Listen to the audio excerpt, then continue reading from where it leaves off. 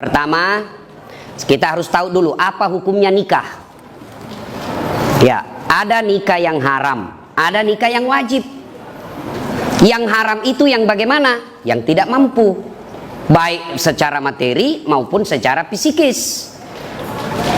Homo, ya, gay, penyuka sesama laki-laki, tidak senang sama perempuan. Kalau dia menikah sama perempuan malah hancur, ini perempuan tidak pernah rasakan kebutuhan psikis, maka dia haram untuk menikah. Atau lesbi, penyuka sesama laki-laki perempuan, dan ini semakin banyak dan mereka eksis. Ya, ini haram. Ya. Kemudian yang wajib. Nah, siapa yang wajib sudah mampu, mampu secara materi. Kemudian mampu secara fisik. Lalu dia juga nyerempet persinahan. Nah, ini wajib. Siapa mereka? Sudah punya kerja, sudah punya penghasilan, sudah mapan, selalu bawa ceweknya ke sana kemari. Itu dosa kalau dia menikah. Maka dengar ini, yang jomblo-jomblo fisabilillah. Kalian juga yang sudah pacaran, dengar ini baik-baik, nikah cepat. Dengar ini cewek-cewek, dipacari 3 tahun tidak dinikah-nikahin, rugi kamu. Motor aja 1 tahun dicicil sudah lunas. Masa kamu dipacari 3 tahun tidak dinikah-nikahi? Maka saya hormat sama laki-laki ini, masih muda, berani untuk menikah. Tidak semua laki-laki berani untuk menikah, termasuk kalian yang bawa pacar tapi sampai sekarang tidak menikahi pacarnya. Siapa suruh kau undang saya? Ya, ini hebat ini, benar deh. Betul, kau berani, masih muda, mertuamu polisi pula, istrimu orang Bugis pula. Oh, luar biasa Pak.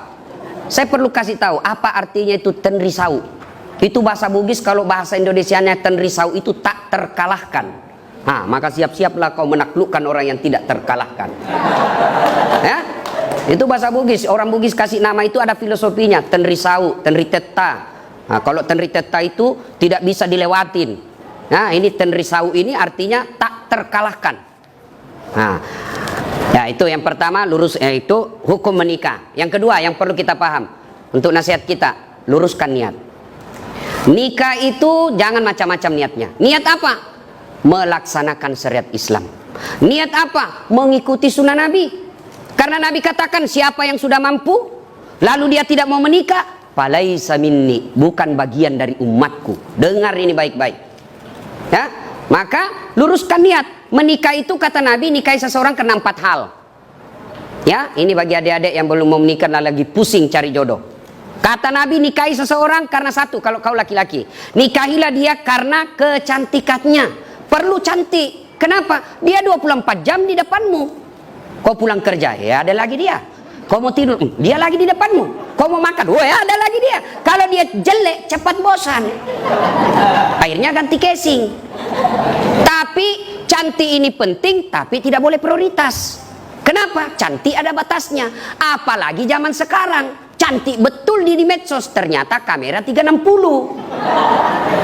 Cantik itu penting, tapi tidak boleh prioritas. Kenapa? Sweet 17, 20 tahun cantik, tapi 70 tahun tidak cantik lagi. Maka kalau motif utamamu cantik, maka akan pudar cintamu. Alhamdulillah istrimu cantik bos. Alhamdulillah. Ya, 2. Kata Nabi, nikahilah dia karena kekayaannya. Islam tidak dilarang mencari orang kaya, tapi yang dilarang materialistik. Apa itu materialistik? Menghalalkan segala cara untuk mendapatkannya. Beda agama, karena banyak uangnya dia pilih, itu namanya materialistik. Tapi cari orang kaya tidak dilarang. Tapi jangan sampai kau tidak menikah karena kau takut miskin. Tidak ada orang setelah menikah semakin miskin. Kenapa? Logika Qur'annya, 1 manusia ada rezekinya, 1 manusia ada rezekinya, 1 tambah 1 pasti 2. Maka nikahlah, jangan kau pernah menolak pernikahan karena kau tidak merasa tidak mampu. Saya miskin, maka kau akan miskin selama-lamanya. Karena Allah jelaskan, ana inda sanni abdi bi, saya tergantung sangkanya hambaku. Kalau saya sangka, kalau dia sangka telah makin kaya setelah menikah, saya kasih kaya kau. Maka hakul yakin, cari yang kaya. Tapi adek, jadilah laki-laki yang terhormat. Jangan kau gantungkan hidupmu sama mertuamu. Jangan kau pikir hartanya mertuamu. Jangan, kau akan menjadi laki-laki hina. Berdiri tegak dengan kepala terhormat karena kau hidup di telapak kakimu sendiri. Itu laki-laki. Yang ketiga, kata Nabi, nikahilah seseorang karena keturunannya, boleh cari keturunan baik-baik, tapi tidak boleh prioritas. Kenapa? Ada orang bapaknya Nabi, anaknya pengkhianat. Siapa? Nabi Nuh. Ada orang bapaknya pengkhianat, anaknya Nabi Ibrahim alaihissalam. Maka penting cari keturunan baik-baik, tapi tidak boleh jadi prioritas. Nah, yang keempat, kata Nabi, nikahilah dia karena agamanya. Ini yang prioritas. Ya, kata mahasiswa saya, Ustadz, kenapa agama nomor 4? Mestinya dia nomor 1. Saya bilang, jangan salah paham dek. Hadis itu agama nomor 4, tapi dia tidak titik di situ, dia koma. Lalu ada stressingnya, utamakan agamanya, karena dengan agama kau akan mendapat 4-4-nya. Ada orang cantik, akhlaknya kesurupan. Ada kaya, tapi otaknya beleng-beleng. Ada lagi cerdas, tapi mukanya hancur. Tapi untuk mendapat perempuan yang komplit, paripurna, dia cantik, dia anak keturunan baik-baik, kaya, bagus agamanya, 10-100 cewek, belum tentu ada 1. Kalau ada, tunjukkan saya juga masih mau. Ya kan? Maka utamakan agama, karena agama, mukanya yang tidak cantik akan baik dengan akhlaknya yang mulia. Kekayaannya terbatas, tapi kaya akhlaknya, maka orang dia puji. Orang memujinya, maka utamakan agamanya, tapi karena dengan agama kau akan mendapat semua-semuanya. Luruskan niat. Yang ketiga yang ingin saya sampaikan. Setelah ijab kabul ini dek, percayalah tidak ada keluarga yang tidak ada masalahnya. Ini semua ini. Muka-muka penuh masalah rumah tangga ini semua. Ya kan? Iya, percaya. Tidak mungkin ada rumah tangga yang tidak ada masalahnya. Rumah ustadz, banyak juga masalahnya. Apa masalahnya? Mau kawin lagi takut sama istrinya. Semua orang punya masalah. Jangankan ustadz, Nabi aja ada masalahnya. Nabi, manusia pilihan, tidak ada dosanya, doanya pasti diijabah Allah. Apa tidak ada masalahnya? Pernah beliau 3 hari 3 malam tidak makan sampai cucu beliau Hasan Husain pucat. Dibuli, bukan lagi dibuli, diusir dari tanah kelahirannya Mekah. Siapa yang mengusirnya? Pamannya sendiri. Tuh Nabi. Bahkan pernah dalam kesetiaan rumah tangga, beliau pernah difitnah, Aisyah selingkuh. Itu rumah tangga Nabi, apalagi rumah tangga milenial. Pasti banyak masalah. Saya kasih kau contoh. Sebelum kau nikahi ini adik, apa masalahmu? Diterima ndak ya? Diterima ndak ya? Diterima ndak? Sudah, diterima. Selesai masalahmu. Oh, ada lagi masalah. Ada corona. Mau menikah ada corona. Ya, selesai menikah seperti ini, apa selesai masalah? Muncul masalah baru, mau punya rumah. Sudah punya rumah, selesai masalah, mau punya anak. Tidak ada orang tidak ada masalah. Saya kasih lagi contoh. Istri cantik, kau kira bukan masalah? Istri cantik digoda orang. Apalagi kalau suaminya jelek. Lebih masalah lagi tuh bos. Untung ini pasangan sama gagah dan cantik, klop. Berarti bagus kalau jelek istri Ustaz. Istri jelek dihina orang. Kita lagi yang malu jalan sama dia. Pergi pesta pengantin duluan aja dek, nanti saya menyusul. Sampai istrinya, bang, di mana kau bang? Nggak jadi saya mencret. Coba, istri cantik masalah, istri jelek masalah. Tidak ada orang tidak ada masalahnya. Lalu ada yang bilang sama saya, Ustadz, bahagia benar rumah tangganya itu Ustadz. Kenapa aku bilang bahagia? Tahu Facebooknya, foto-fotonya di Instagram, di WhatsApp bahagia, peluk-pelukan. Saya bilang, beleng-beleng itu kalau foto baku tangkar dia pergi share di Facebooknya. Masa orang bertengkar lalu dia share di Facebooknya? Itu dongok namanya itu. Pasti yang romantis. Saya itu bisa membaca psikologinya orang yang bisa baru bertengkar.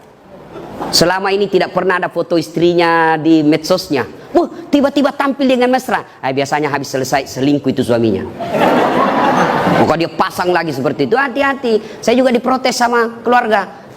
Kenapa itu kau saya lihat tidak pernah itu wallpapermu istrimu. Tidak pernah saya lihat kau bawa foto istrimu di dompet. Saya bilang untuk apa? Nah saya sudah hafal mukanya. Orang yang tidak hafal muka istrinya itu harus lihat fotonya tiap hari. Jadi ibu-ibu yang selalu dipajang fotonya di medsos jangan terlalu percaya diri. Bisa jadi suami sudah mulai lupa muka istri. Ya, percaya deh, tidak ada keluarga yang tidak ada masalah. Nah sekarang apa sumber masalah keluarga? Ini dulu dideteksi. 1, sakwa sangka. Apa itu sakwa sangka? Sangka buruk. Telepon suami, kok tidak dijawab? Mulai gelisah. Sangka baik. Telepon suami tidak ada jawaban. Oh berarti suamiku lagi sholat duha di kantor. Telepon 1 jam berikutnya tidak dijawab. Oh lagi menghadap komandan. Telepon tidak dijawab. Sholat jamaah di masjid. Tiba-tiba sore WhatsApp teman kita masuk, saya lihat suamimu bonceng cewek, cantik betul. Oh, berarti suamiku nge-grab. Nah, sangka baik. Saya serius ini, ya, sangka baik. Ya, begitu ada temanmu kasih ke informasi, jangan langsung sangka buruk, sangka baik. Tidak semua teman kita itu niatnya baik. Jangankan orang lain, sepupu belum tentu baik. Jangankan sepupu, saudara belum tentu baik informasi dia kasih kita. Bisa jadi dengki. Siapa contohnya? Yusuf alaihissalam. Siapa yang dorong Nabi Yusuf masuk sumur? Saudaranya. Masa si Ustaz? Itu kan paman saya, saudara bapak saya. Siapa? Abu Lahab. Pamannya Nabi. Masa dia mau jahat sama keluarga saya, Ustaz? Dia kan masih sepupu satu kali sama saya. Abu Sofyan itu sepupu satu kali. Jadi ketika kau terima informasi, jangan telan bulat-bulat. Itu yang orang wartawan bilang check and recheck. Bahasa agamanya tabayun. Karena belum tentu informasi yang kita terima benar. Betul dia bonceng cewek, ternyata yang dibonceng itu adalah orang yang mogok motornya dan dia perlu pertolongan baik-baik. Maka dia akhlak baik. 2, penyebab masalah dalam rumah tangga, bohong. Berapa banyak rumah tangga berantakan gara-gara bohong. Bohong sekali, akhirnya apa? Menutupi kebenaran 99. Maka jangan pernah bohong, lebih baik jujur.